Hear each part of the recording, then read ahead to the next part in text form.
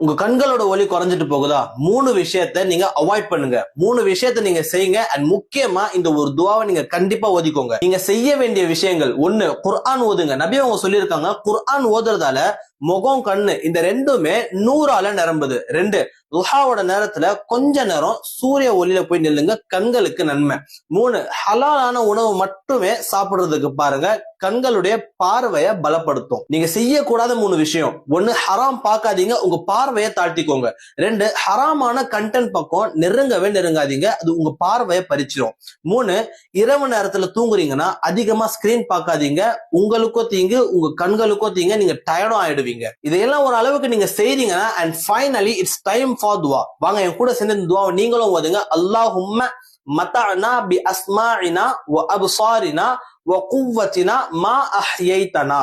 இந்த துவாவை ஒரு நாளைக்கு குறைஞ்சபட்சம் 3 முறையாவது பார்த்து ஓதிருங்க. இன்ஷா அல்லாஹ், அல்லாஹ் உங்களுடைய பார்வைகளை ரொம்ப தெளிவாக்குவான்.